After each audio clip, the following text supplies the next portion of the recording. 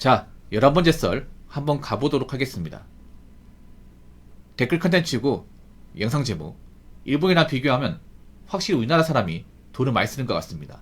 맛집도 자주 가고 자동차도 중형차 이상 선호하고 배달 음식도 자주 시켜 먹고요 라는 영상에 달린 댓글입니다. 근데 우리나라가 지금 일본보다 돈을 더 많이 벌어요. 예. 우리나라가 GDP가 일본을 앞서기 시작했습니다. 물론 엄청나게 앞서는 건 아니지만, 근데 일본 서민이나 한국 서민이나 크게 차이는 안 날 겁니다. 가진 사람들은 모르겠는데, 뭐 서민층만 보자면 일본인 서민이나 한국 서민이나 비슷할 겁니다. 예. 근데 한국 서민들이 돈을 더 씁니다. 돈을 써요.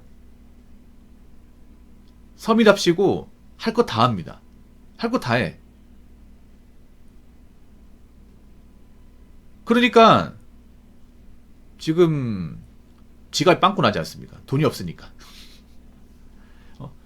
근데 요즘 이해가 안 되는 사람들이 먹고 살기 힘들다고 하면서 차는 굴리고, 배달 시켜 먹고, 맛집 탐방하고, 여행 갔다 오고, 유행하는 패션 아이템 있으면 질러버리고. 정말 먹고 살기 힘든 게 맞아? 아니, 먹고 살기 힘든 보통 내가 수중에 돈이 없으니까 돈을 안 써야 정상 아니야? 그렇지 않습니까? 근데 우리가 실제로 보는 모습은 아직도 그냥 먹고 살기 좋은 것 같은데, 먹고 살기 좋으니까 저 짓 하는 거죠. 맛집도 가고 자동차도 사고 그런 거 아니겠습니까? 근데 문제는 뭐냐 하면, 그렇게 먹고 살만하지 않은데 돈을 쓰다 보니까 이 미래 대비가 안 되는 거예요. 미래 대비가. 네, 지금 사람들이 겉으로 뭔가 돈인 척 하지만 이 통장을 까보면 비어 있을 겁니다. 아니면 마이너스거나 그런 사람들이 많아요, 여러분. 여러분, 생각보다 돈을 많이 버는 사람 많지 않습니다. 많지 않아. 근데 차를 굴려. 사람들이 착각을 하는 게 뭐냐면, 우리나라 사람들이 굉장히 근시안적인 마인드를 가지고 있어. 기본적으로 그런 말 해요. 붕어 형, 요즘에 경기 안 좋다고 하잖아요. 근데 요즘에 좋은 차를 모는 사람들 많은데요? 잘 먹고 잘 사는 사람들 많은 것 같아요. 그럼 제가 그런 사람들 벙어리 보기 한 소리 하죠. LA 한심한 인간아, 그 차가 정말 자기 능력으로 일시불로 산 사람이 얼마나 될 것 같아요? 다 알부지. 요즘 프라이브도 많은데. 아니, 프라이브로 차 사면 능력이 좋은 거야? 아니잖아요, 여러분. 아니면 이런 얘기 하는 사람도 있어요. 붕어 형, 요즘 먹고 살기 힘들다고 하는데 인천광공은 사람 많은데요? 이 먹고 살기 좋으니까 가는 거 아닙니까? 하면 또 벙어리 한 먹이고, 아이고 이 한심한 시청자분 왜 그럽니까? 아니, 먹고 살기 좀 오히려 여행 못 가. 왠지 아세요? 일이 바쁘거든. 한번 생각해봐. 우리 먹고 살만하는 게 뭐야? 돈을 많이 버는 거잖아. 돈을 많이 번다는 게 뭐예요? 일을 많이 한다는 거잖아. 바쁘다는 거죠. 바쁘면 평일에 여행 갈 수 있냐고. 못 갈 거 아니야, 여러분. 실은 돈 많이 버는 분들은 평일날 아무것도 못해. 사람도 못 만나. 일만 해야 되거든. 근데 어떻게 여행 갑니까, 평일날? 백주대낮에. 그 백주대낮에 평일에 여행 간 사람은 일을 안 한 사람이야. 일을 안 하니까 갈 수 있는 거야. 직장 그만뒀으니까. 아니, 놀고 있으니까. 그럼 이게 정상이야, 여러분. 자꾸 겉만 보이는 거 가지고 근시안적으로 판단하지 말란 말이에요. 그러니까 눈탱이 맞는 거 아니야. 오히려 지금 보면 사람들이 막 나간 사람들이 많아. 어차피 내가 돈 모아가지고 뭐 집도 못 사는데, 결혼도 못 하는데 뭐하러 힘들게 살아. 뭐하러 아둥바둥 사냐고. 좀 즐기고 살자. 좀 늙고 살자. 좀 먹고 싶으면 먹고 살자. 그러다 보니까 지금 통장에 돈이 없어, 이게. 버는 쪽도 다 쓰다 보니까. 지금 1인 가구분들이 있잖아요. 통장 잔고 보면 심각합니다, 이게. 아마 제대로 모은 사람들이 많지 않을걸요, 아마. 많지 않을 겁니다. 그럼 과연 그분들이 나이 먹으면 어떻게 될까? 나이 먹으면? 나이 먹으면 어떻게 되고, 경기가 안 좋으면 어떻게 될까요? 그런 분들 중에 뭐 정말 좋은 집 자녀이거나, 집안에 돈이 많다거나, 자산을 많이 가지고 있다거나, 능력이 좋은 사람들이 없을 텐데. 어떡하긴요, 이제. 엎어지는 거죠, 이제. 가면 갈수록. 나이 먹고 분명히 후회한 사람도 많을 겁니다.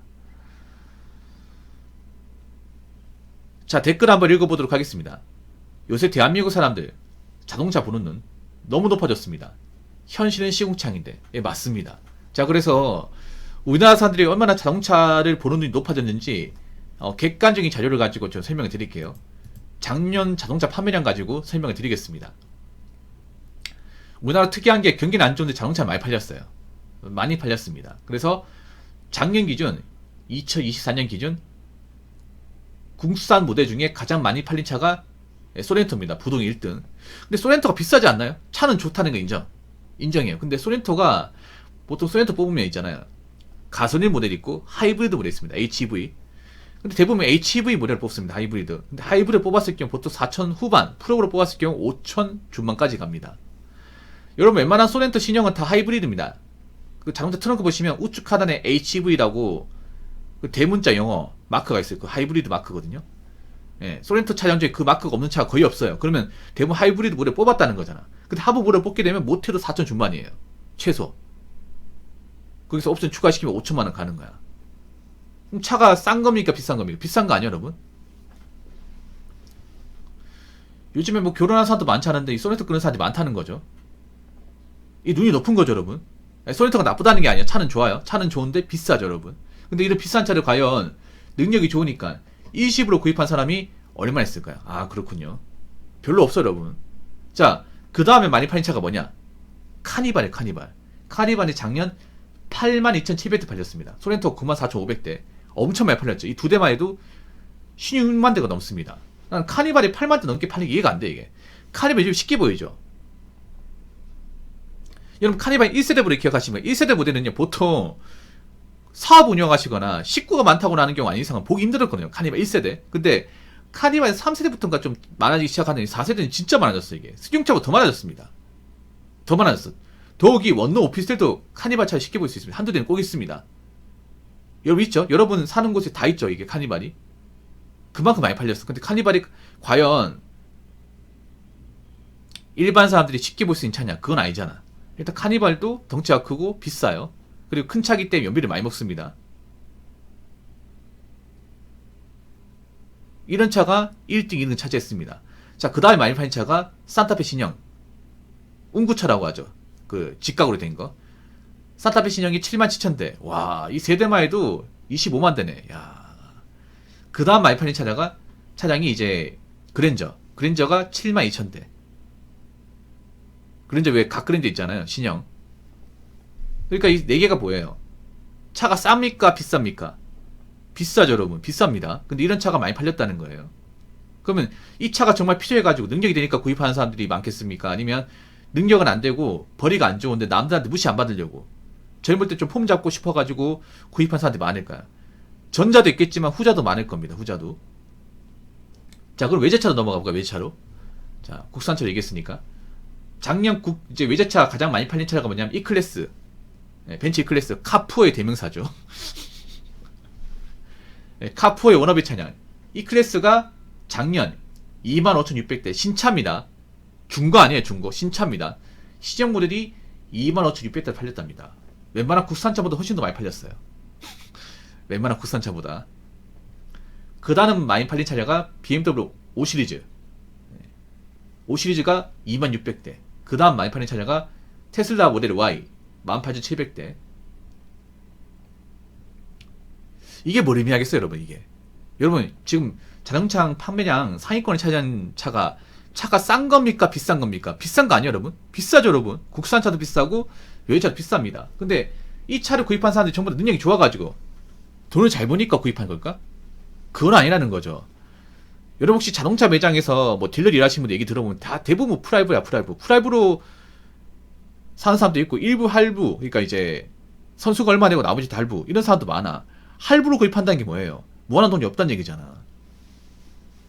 여러분, 가진 거 없는 사람도 할부로 구입할 수 있어. 당장 차 보고 나서 유지하기 힘들어서 그렇지. 근데 생각해보세요. 만약에 저렇게 비싼 차를 할부로 구입하게 되면, 일반 사람이 만약에 할부로 구입을 했어요. 그러면 기름값이나 유지비까지 생각하면 과연 돈을 모을 수 있을까요? 돈을 못 모을지 않습니까? 여러분 젊을 때 그런 말 못 들어봤어요? 어른들한테? 어린 나이 때 차 뽑으면 차로 돈이 나가기 때문에 돈을 모을 수 없다. 차는 나중에 뽑아라. 나중에 결혼하고서 뽑아라. 이런 게 못 들어봤습니까? 근데 요즘에 결혼도 안 하는데 차는 금방 뽑잖아. 그렇다고 일반 보통 사람이 돈을 엄청 많이 버는 것도 아니고. 할부로 구입하게 되면 생각해보세요. 만약에 뭐 소렌토 하이브리드 모델을 할부로 뽑았다. 5천만원 잡을게요. 5천만원. 할부 온 거 5천만원 풀할부 60개월 잡고 할부금리 한 4.5 잡고 선수금 없어요. 자, 이렇게만 해도 매달 할부금, 그러니까 나가는 돈이 93만원입니다. 93만원. 거기에 기름값, 세금, 뭐 보험료 내면 순수하게 차로만 나가는 돈이 한 130에서 한 150만원 사이. 예. 일반 300도 못 버는 직장인이 이걸 모이게 되면 그 정도 나와요. 물론 300 이상 버는 사람도 있겠죠. 300 이상 벌어도 이 가격이 부담스럽습니까? 부담스럽지 않습니까? 부담스럽지 않습니까, 여러분? 거기다가 뭐 차 모는 데만 돈 나갑니까? 아니죠. 우리가 뭐 세금도 내야 되고 휴대폰 요금도 내야 되고 뭐 인생 쇼핑도 하고 밥도 사 먹고 가면 웬만큼 벌어가지고는 감당할 수 없어요, 여러분. 그래서 제가 봤을 때 이게 역설적으로 이렇게 생각합니다. 사람들이 할부로 차를 구입하다 보니까, 결국 구입하다 보니까 요즘에 돈을 모은 사람들이 역으로 많이 없다, 이 생각이 들어요. 여러분 생각해보세요. 저는 신차를 구입한 사람들 중에 정말 차가 필요해서 업무 목적으로 구입한 사람들 얼마나 될까요? 아니면 내가 능력이 충분하니까, 아니 돈을 모았으니까 구입한 사람 얼마나 될까? 많지 않습니다.